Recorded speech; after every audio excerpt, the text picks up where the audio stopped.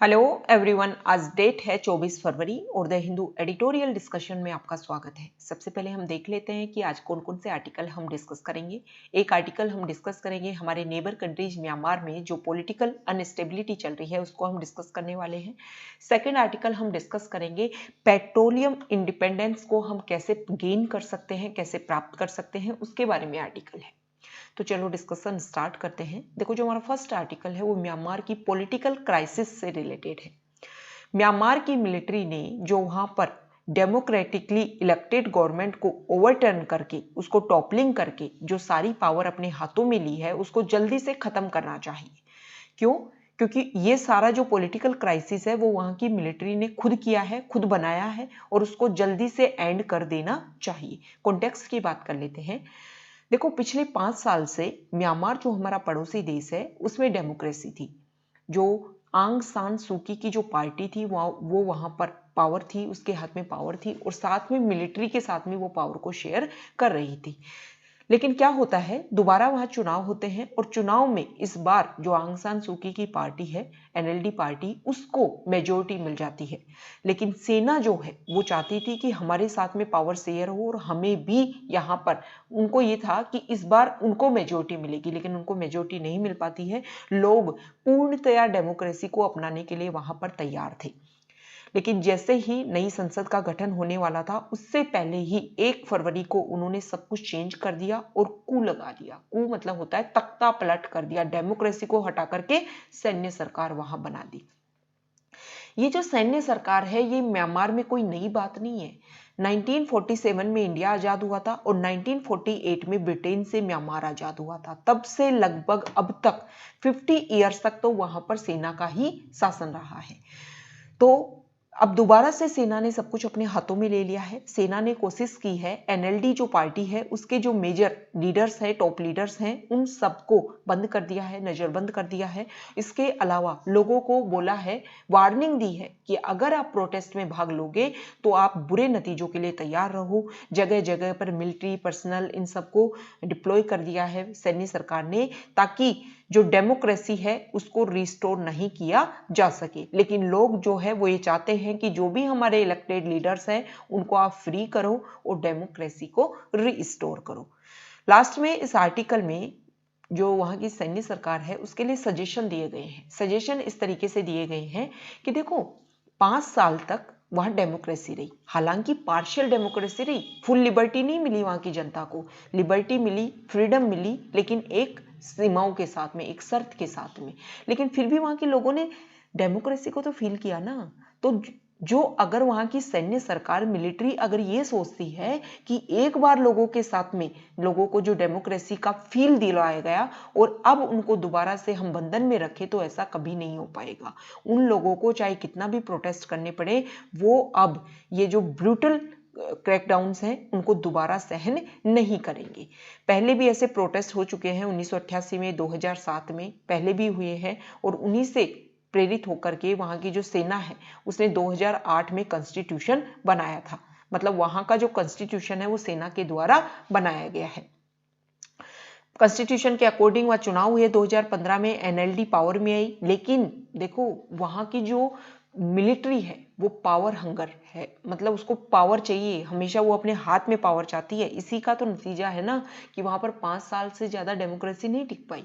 तो इस आर्टिकल में लास्ट में ये बोला गया है कि वहां के जो मिलिट्री के जो जनरल्स हैं उनको ये करना चाहिए, जो इस कू के मेन आर्किटेक्ट हैं उनको ये ध्यान में रखना चाहिए कि म्यांमार के जो लोग हैं उनमें डेमोक्रेसी की जो एस्पायरेशन है ना वो मरी नहीं है। भले ही आपने बहुत साल तक वहां मिलिट्री रूल किया, लेकिन फिर भी लोगों में डेमोक्रेसी के लिए जो आकांक्षाएं हैं वो जिंदा हैं। इसीलिए वहां की आर्मी को 1988 और 2007 को रिपीट नहीं करना चाहिए और इसके अलावा जो इलेक्शन रिजल्ट है उनकी रेस्पेक्ट करनी चाहिए, जो लीडर्स हैं उनको रिलीज करना चाहिए और इलेक्टेड गवर्नमेंट के हाथ में पावर को बैक कर देना चाहिए। ये ही सही होगा, क्योंकि पूरे वर्ल्ड में एक निंदा हो रही है वहां के मिलिट्री शासन की और बहुत सारे सैंक्शंस उनके ऊपर लगाए जा रहे हैं। तो ये हमारा आर्टिकल हमने डिस्कस किया म्यांमार से रिलेटेड। सेकंड हमारा आर्टिकल है, यहां देखिए, पेट्रोलियम इंडिपेंडेंट को लेकर के। हमारे इंडिया में जितना भी पेट्रोल और डीजल हम यूज़ करते हैं वो हम आयात करते हैं। हमारे इंडिया में इतना प्रोडक्शन नहीं है, तो हम ज़्यादातर पेट्रोल और डीजल के लिए जो हमारा वेस्ट एशिया है, मतलब जो अरब देश है, खाड़ी देश है, उनके ऊपर डिपेंडेंट है। ठीक है, देखो कुछ दिन पहले जो पीएम नरेंद्र मोदी, हमारे जो प्राइम मिनिस्टर हैं, उन्होंने एक बात बोली कि हमारे यहाँ पर जो पेट्रोल और डीजल के जो भाव बढ़ रहे हैं वो कम, इतने ज़्यादा नहीं बढ़ते। अगर जो प्रीवियस गवर्नमेंट, मतलब जो यूपीए की सरकार थी, वो अगर इंडिया का जो एनर्जी इंपोर्टेंट डिपेंडेंस है, अगर इसको रिड्यूस करने की कोशिश करती, तो हमारा ये जो पैसा है जो ज़्यादा जा रहा है वो नहीं होता, और इसकी वजह से क्या नहीं होता, जो पेट्रोल और डीजल के जो प्राइस है वो ज़्यादा नहीं होते। हम क्या करते हैं, हम क्रूड ऑयल, कच्चा तेल विदेशों से मंगवाते हैं, फिर उसको रिफाइन किया जाता है और फिर पेट्रोल और डीजल के रूप में उसको यूज किया जाता है। पीएम नरेंद्र मोदी ने एनर्जी के क्लीन सोर्स की आवश्यकता पर जोर दिया और बोला कि हमें क्लीन सोर्स को ऊपर ज़्यादा एम्फेसाइज होना चाहिए। क्लीन सोर्स मतलब डाइवर्सिफाई की बात उन्होंने की है। Diversify energy supply is good, मतलब जैसे हम पेट्रोल और डीजल के ऊपर, मतलब जो फॉसिल फ्यूल्स हैं उनके ऊपर हम डिपेंड करते हैं, इसके अलावा हमें wind energy, solar energy, power energy, इनकी तरफ हमें बढ़ना चाहिए। तो इससे क्या होगा, जो एनर्जी इंपोर्ट डिपेंडेंस है वो कम होगी, और जो पेट्रोलियम प्रोडक्ट्स के लिए जो डिमांड है उसको सबसे पहले हम मैनेज कर पाएंगे। तो देखो मिस्टर मोदी ने ये बात बोली है, उसका मतलब ये नहीं है कि पहले की जो गवर्नमेंट है उन्होंने कुछ भी काम नहीं किया था। वर्तमान में जो गवर्नमेंट है उससे पहले यूपीए की गवर्नमेंट थी, यूपीए 2 के एडमिनिस्ट्रेशन ने बहुत सारे काम किए थे। जैसे उन्होंने पैसेंजर व्हीकल्स के लिए फ्यूल एफिशिएंसी स्टैंडर्ड को अपनाया था, उन्होंने national electric mobility mission plan को भी कंस्टिट्यूट किया था। हालांकि जितना उसका इंटेंशन था उतना काम नहीं कर पाया था, लेकिन फिर भी काम किया था इस प्लान ने। देखो इंडिया 2022 तक जो अपना fuel efficiency standard passenger cars के लिए है, अगर उसके ऊपर ज़्यादा स्ट्राइजेंट हो तो हम 20% तक, मतलब इंडिया अपने फ्यूल एफिशिएंसी स्टैंडर्ड बना दिए हैं पैसेंजर कार्स के लिए, लेकिन यूरोपियन यूनियंस के स्टैंडर्ड से हम ज़्यादा कठोर हैं हमारे यहाँ पर स्टैंडर्ड्स। ठीक है, ये जो यूपीए 2 ने national electric mobility mission plan launch किया था ना, वो इलेक्ट्रिक व्हीकल्स के ऊपर ज्यादा फोकस नहीं करा था, वो हाइब्रिड इलेक्ट्रिक व्हीकल्स के ऊपर जिसने ज्यादा फोकस किया था। तो देखो अच्छी बात है, पहले आप फॉसिल फ्यूल्स मतलब पेट्रोल डीजल से चलने वाले व्हीकल चला रहे हो, फिर बीच में मीडिएटर के रूप में हाइब्रिड व्हीकल्स, जिससे इलेक्ट्रिसिटी से भी एनर्जी प्राप्त हो और पेट्रोल डीजल से भी एनर्जी प्राप्त हो, और उसके बाद में सीधा किस पे आ गए आप, इलेक्ट्रिक व्हीकल्स से। तो ये तो अच्छी बात है कि आपको एक मीडिएटर दिया गया, लोगों में अवेयरनेस क्रिएट हो पाई। डायरेक्ट इलेक्ट्रिसिटी पे आते तो लोगों में अवेयरनेस नहीं क्रिएट हो पाती, अब इससे लोगों में अवेयरनेस क्रिएट हो पाई कि देखो इलेक्ट्रिसिटी से भी हम जो हमारे व्हीकल्स हैं उनको चला सकते हैं, और पेट्रोल डीजल की तुलना में ये सस्ता गिरता है। ठीक है, जो वर्तमान की जो गवर्नमेंट है अब उसने क्या क्या काम किए उनको हम देख लेते हैं।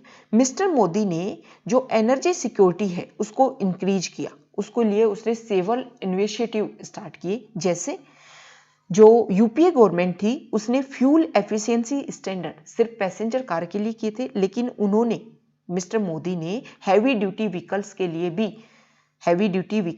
भी फ्यूल एफिशिएंसी स्टैंडर्ड को बना दिया। क्योंकि जो हैवी ड्यूटी व्हीकल्स क्या होते हैं, जैसे हमारे जो बड़े बड़े ट्रक चलते हैं, वो हमारे पूरे इंडिया में, पूरी कंट्री में जितना डीजल यूज किया जाता है उसका 60% यूज तो ये हैवी ड्यूटी व्हीकल्स ही यूज करते हैं।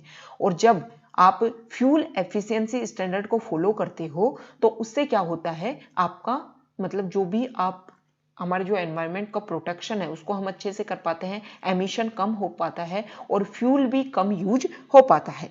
ठीक है, इसके अलावा मिस्टर मोदी की जो सरकार है उन्होंने ये किया कि जो हमारी 2018 की नेशनल पॉलिसी ऑन बायोफ्यूल्स है उसके अकॉर्डिंग पेट्रोल में उन्होंने 8% तक वॉल्यूम के द्वारा बायोएथेनॉल को, पेट्रोल में बायोएथेनॉल 8% तक मिलाना स्टार्ट कर दिया, ताकि कम से कम क्या हो, पेट्रोल डीजल कम आयात करना पड़े और जो एमिशन है वो भी कम हो।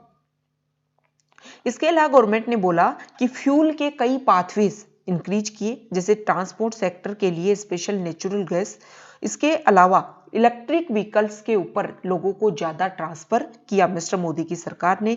Faster adoption and manufacturing of electric vehicles fame second के ऊपर इस स्कीम को इलेक्ट्रिक व्हीकल्स के लिए ही उन्होंने लॉन्च किया।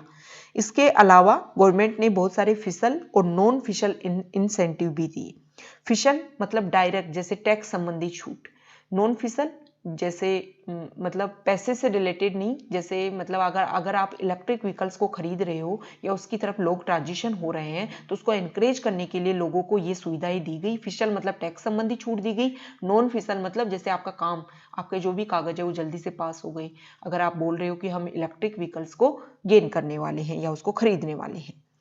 ठीक है, अब आगे गवर्नमेंट को क्या करना चाहिए, ये दोनों सरकारों का हमने कंपैरिजन देख लिया कि पहले यूपीए 2 गवर्नमेंट थी उसने भी अच्छा काम किया था और अब नरेंद्र मोदी की जो सरकार है उन्होंने भी अच्छा काम किया है। लेकिन और गवर्नमेंट को क्या करना चाहिए, गवर्नमेंट को ये करना चाहिए कि पेट्रोलियम के ऊपर जो डिपेंडेंस है उसको रिड्यूस करने की कोशिश करनी चाहिए। पहला क्या करना चाहिए, जीरो एमिशन व्हीकल्स पे ज़्यादा जोर देना चाहिए। इस प्रोग्राम को ज़्यादा फॉर्मुलेट करना होगा गवर्नमेंट को।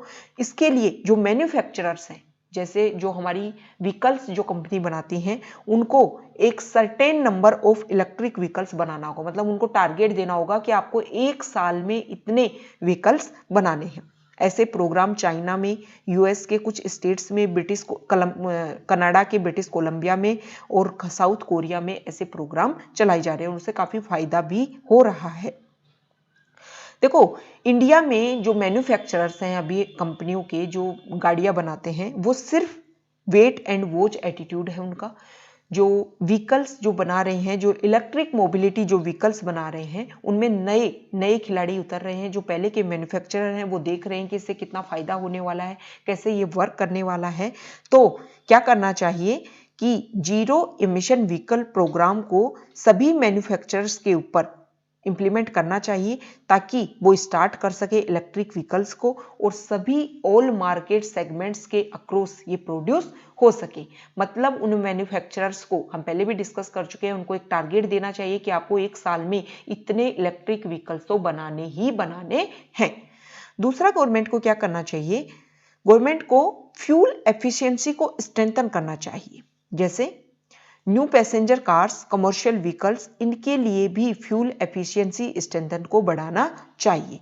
अभी तक हमारे इंडिया में क्या है, सिर्फ कार्स के लिए है, जो हैवी ड्यूटी व्हीकल्स हैं उनके लिए लगा दिया गया है कि आप जो आपका इंजन सेफ्टी स्टैंडर्ड है, जो आपका फ्यूल एफिशिएंसी स्टैंडर्ड है, इसको आप फॉलो करोगे। लेकिन जो टू व्हीलर है, टू व्हीलर जैसे मोटरसाइकिल, वो हमारे इंडिया में जो पेट्रोल है उसका पेट्रोल का 2/3 कौन मोटरसाइकिल यूज करती हैं, टू व्हीलर व्हीकल्स इसको कंज्यूम करते हैं। तो उनके लिए भी फ्यूल एफिशिएंसी स्टैंडर्ड होने चाहिए। हालांकि अभी तक कोई भी फ्यूल एफिशिएंसी स्टैंडर्ड नहीं है।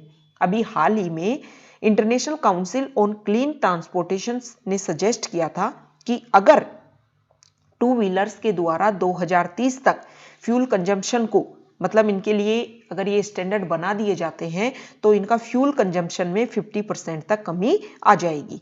ठीक है, और 60% जो ज़्यादातर जो व्हीकल्स हैं, 60% तक जो नए व्हीकल्स, टू व्हीलर व्हीकल्स होंगे वो हो जाएंगे इलेक्ट्रिक ड्राइवर। ठीक है, तो ये क्या करना चाहिए, गवर्नमेंट को दो काम करना चाहिए, फ्यूल एफिशिएंसी स्टैंडर्ड को पर स्ट्रिक्ट होना चाहिए और जीरो एमिशन जो व्हीकल प्रोग्राम है उनके ऊपर, अगर इन दोनों के ऊपर हमारी गवर्नमेंट ने 2024 तक काम कर दिया तो 2030 तक जो इंडिया का पेट्रोलियम जो डिमांड है, पीक है, उसमें कमी आएगी। और जो हमारी, देखो वैसे भी पेंडेमिक की वजह से अभी तो लोगों में डिमांड कम है, लेकिन धीरे धीरे लोगों में जब डिमांड ज़्यादा होगी तो फिर से पेट्रोल की मांग ज़्यादा बढ़ेगी। तो इसलिए गवर्नमेंट को इनके ऊपर काम करना चाहिए ताकि लोगों की मनी भी बचे और जो हमारा टारगेट्स हैं, जैसे टारगेट क्या है, जैसे हमने पेरिस क्लाइमेट एग्रीमेंट में टारगेट फिक्स किए हैं कि 2030 तक हम इतने एमिशन कम कर देंगे।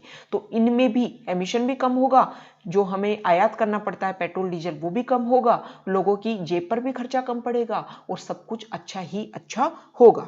इसके अलावा कुछ और भी काम किया जा सकता है, जैसे जो फेम स्कीम है उसको भी 2 and 3 व्हीलर्स, टैक्सीज, बसेज, इनके ऊपर भी ध्यान देना चाहिए।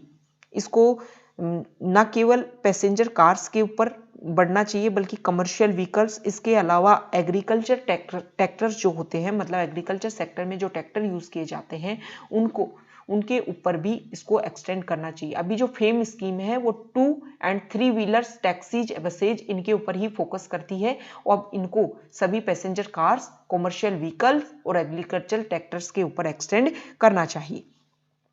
दूसरा, गवर्नमेंट को क्या करना चाहिए, जीएसटी रेट्स, जैसे अब जो जीएसटी रेट है वो इंजन की साइज और व्हीकल की लेंथ देख करके जीएसटी रेट होती है, लेकिन आगे आने वाले समय में जो पैसेंजर व्हीकल्स हैं उनकी फ्यूल एफिशिएंसी लेवल कितना है उसके आधार पर जीएसटी रेट लगाई जानी चाहिए। ठीक है, तो देखो ये बोला गया है कि पेंडेमिक के बाद में जैसे ही हमारी इकोनॉमी रिकवर होगी, demand for petroleum products will rise और प्राइजेस और ज़्यादा बढ़ेंगे, तो इनके ऊपर पहले से ही काम किया जाना चाहिए ताकि भविष्य में ऐसी कोई परेशानी क्रिएट ना हो। तो ये आज का हमारा डिस्कशन था। Okay, thank you.